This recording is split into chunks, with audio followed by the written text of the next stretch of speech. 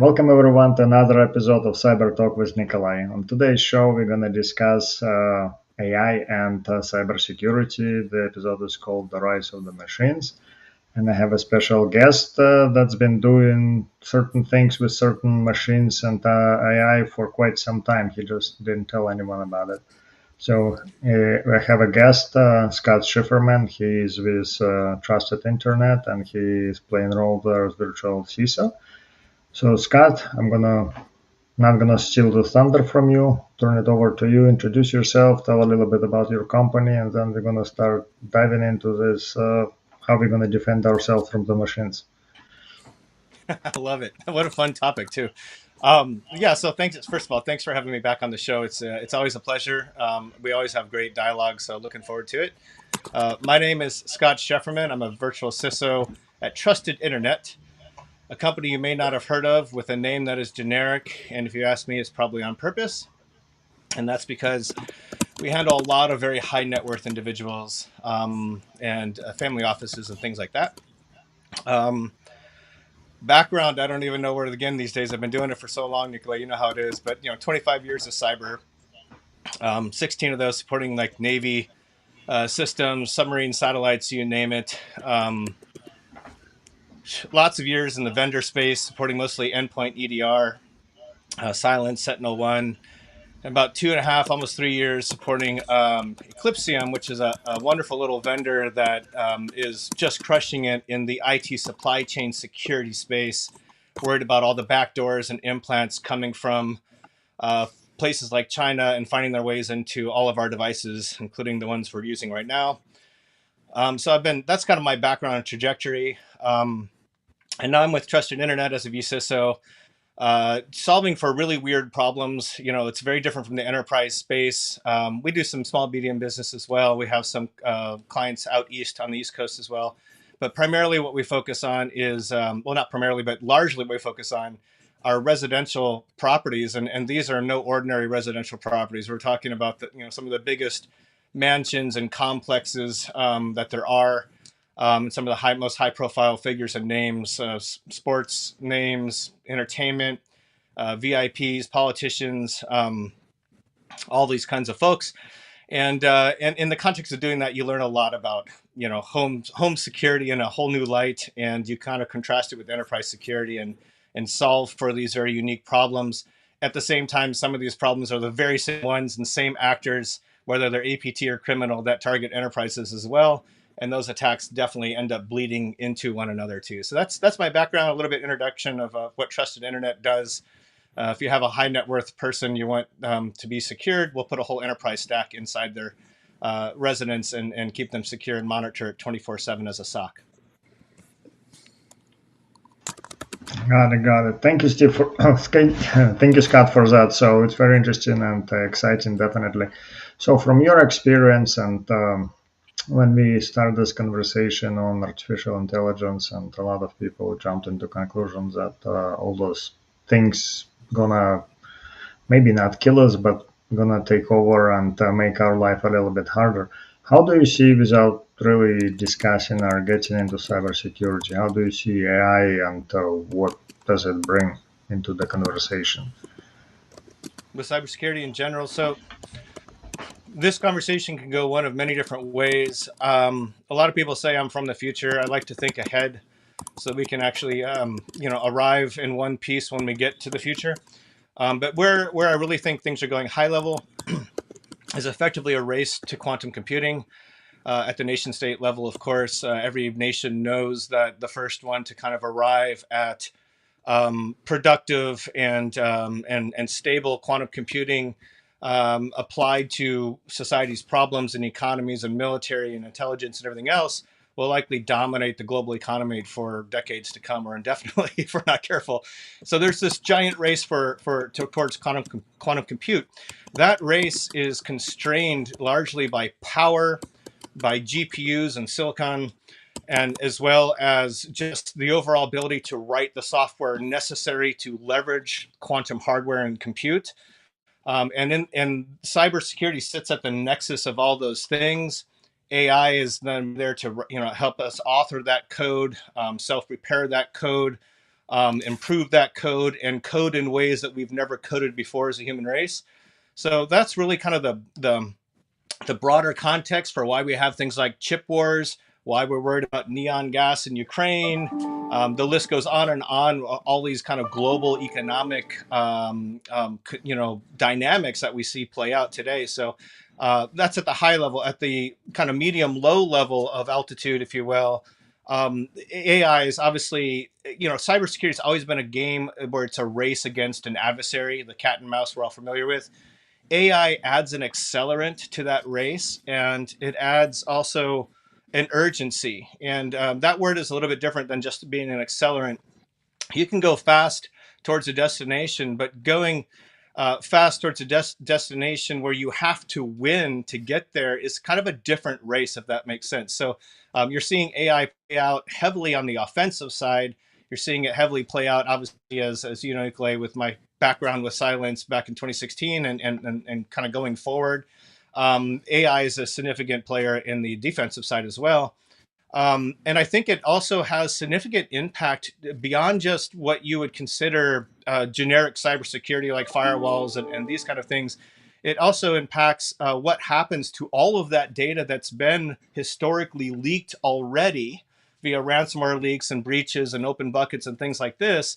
Because what is AI good at? It's extremely good at large sets of data, making sense of that data through inference and informing the human on how to direct their own energies, right? So it's the combination of AI and human together is kind of that nexus. And I'll kind of end this little, soapbox with a little quote or a little research I did right before the call. Where I used AI, of course, to figure out how fast Four people, Elon man. Musk's new cluster called Colossus is. It's 100,000 NVIDIA GPUs forming the world's largest, supercomputer, if you will, cluster. And that's actually going to double to 200,000. That's the plan. So, but already it's 100 times faster than the human brain. And you and I have been around long enough to know that we've always said, well, a computer will never be faster than even a single human brain. But now we're 100 times faster already in the year 2024. And but the brain still has one thing that keeps us going and keeps us, gives us hope as humans, that we're still 3,800 times or more energy efficient than even that supercluster, right? So it might be faster, but we're way more efficient. Yep, somebody still need to supply energy to the cluster, so we still can control a few things here and there. So last year, there was a question at World Economic Forum at Davos, and the all attendees were asked about what do they think about cybersecurity AI and who's gonna help. And vast majority, 55% of everyone who was asked there, they said that the benefit is going to come to attackers first. And only 9%, they said that defenders are going to benefit from AI. So, and some people in between, 35%, they answered that there will be no difference in who is going to benefit from AI, defenders and or attackers.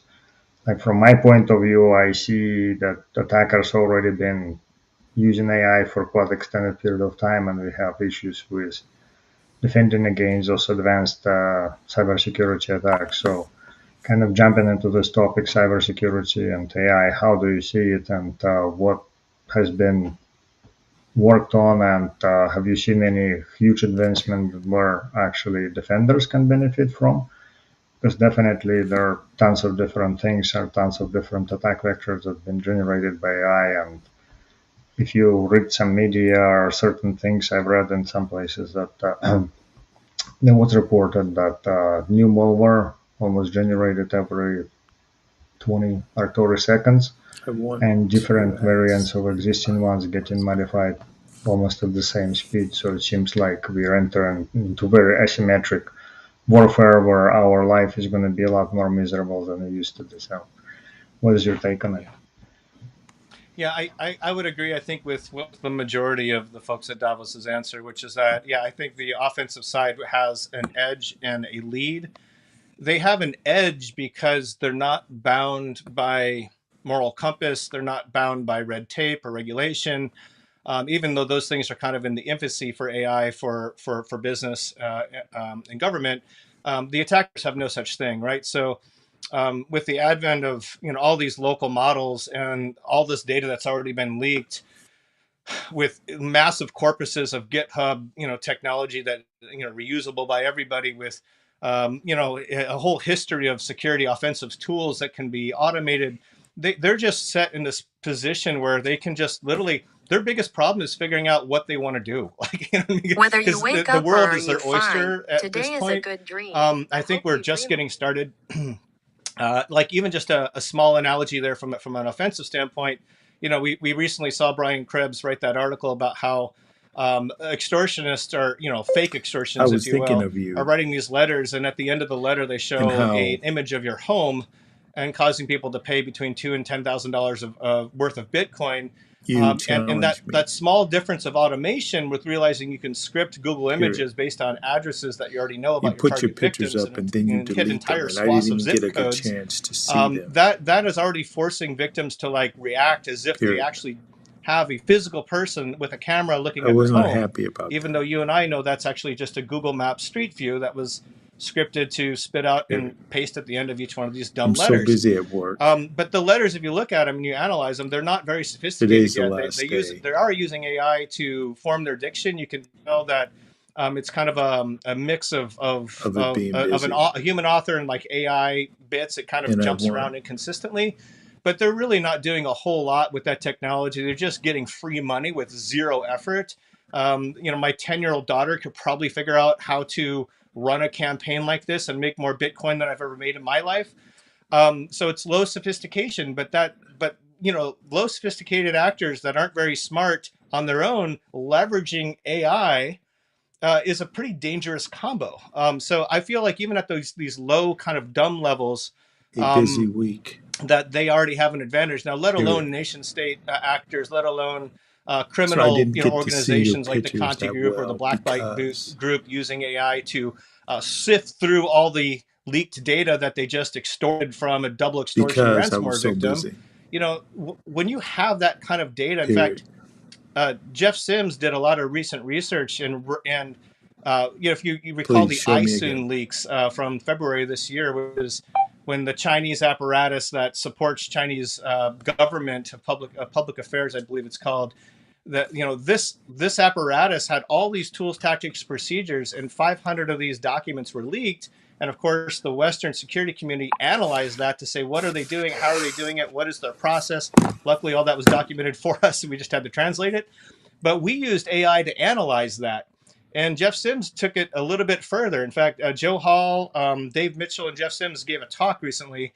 I think it was in 2023, and they analyzed ICU data and used AI to analyze that data. Well, then Jeff Sims took it a little bit further and authored a bunch of AI code that used that data, those 500 documents, to then automate and do things like polymorphic keystroke loggers, a bunch of other things that are just absolutely phenomenal, because he was using multiple different types of AI to author code to be able to go through, let's say, the Enron dump of emails from a while back as a body to analyze. And so if an attacker had your emails, what would they do with those emails? They'd look at those emails, they'd find the most likely exploitable business processes and people and personalities and positions in the organization, and then they would form a social engineering slash attack to attack a corporation. Well, Jeff Sims automated all that, and he did it as a use case. Obviously, he didn't release those tools, but this is showing us like what will an adversary do, armed with a couple of weeks or months of AI engineering. There's a lot of smart criminals that those developers that those criminals I hire. can't even So believe I'm it. definitely thinking that the offensive folks have the lead, the advantage. They're motivated by profit. Their risk model is different. They're on foreign soil, so they feel untouchable. Like all these things lend to them having an advantage, whereas defenders have to work in this box of red tape, of corporate red tape, of budget constraints, of profit motive, of legal tape. I mean, there's all sorts of reasons why I think the threat actors have the advantage currently. I think we'll advance out of necessity once we get to the global precipice where these automated attacks are coming so fast and so furious and so with such high impacts that if we don't put significant national resources and corporate resources on the AI side of solving this, we're not going to be in a good position economically, in terms of government, in terms of military edge, all these things. So yeah. Yeah, it's definitely very helpful, and I was thinking about the same thing. So there are way a lot of red tape everywhere that we can come across, and when we try to implement, and also when you touched about building all those clusters, those things are not available to everyday cybersecurity defenders. So big companies, probably Google, Amazon, and the likes, they have money to invest. That's so bad. So when it comes to corporate world, you have organizations that, as you mentioned, they have continuous constraints on their budget. They cannot do this, they cannot do that, not to mention go and figure it out how to invest. But I think the other problem that I see, I've been at Black Hat and you didn't come there, I think, or we missed each other. No. But there are so many companies and organizations right now that they purporting everything that they do is AI based, AI here and AI there. And for organizations to go out and get new product, how do they understand that actually this product has some resemblance of artificial intelligence, or how does it do better than what used to do yesterday, other than they change the name? So I always try to ask these questions, and I didn't really hear a lot of positive answer.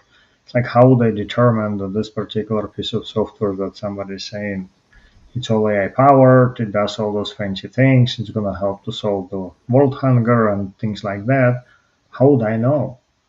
Like, if somebody is not really specializing in understanding all those AI problems or how they're being solved, it's like, how would you know? How would you pose the question to understand better how the organizations go and say, well, I need to buy this advanced piece of equipment to defend myself, and how do I know which one to get, or how would I know even to understand that AI is being used to defend rather than a bunch of if and then statements and here it is, we have AI now. Yeah. Yeah, so this is, you described, I think, two challenges. One is, like you just asked at the end there, how do you know? And then the second one is, there's this knowledge gap, right, that we have. And this knowledge gap is one where the vast majority of corporate employees, including security practitioners, are not AI experts. And they're not meant to be, right? That the beauty of AI is it should ultimately be transparent and just help the humans make better decisions. But that's not the case. So I think that's one of the things we have to address is the knowledge gap that we have that's innate to cybersecurity, and the ability to suss these things out. I've always said that when you're looking to buy a solution because it's marketing that it uses AI to do things better, faster, whatever, my litmus is, does it help me make a better decision with more confidence in time to matter?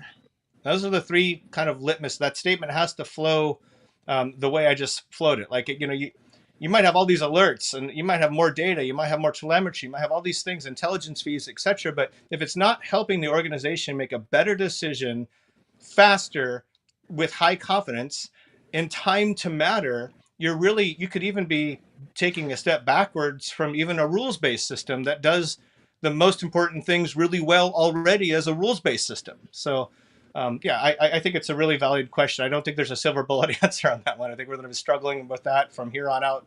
And it's just going to get worse because the knowledge gap's going to get even greater as we start to combine multiple AIs working together. We're going to understand how this works less and less. We'll be using our own inference.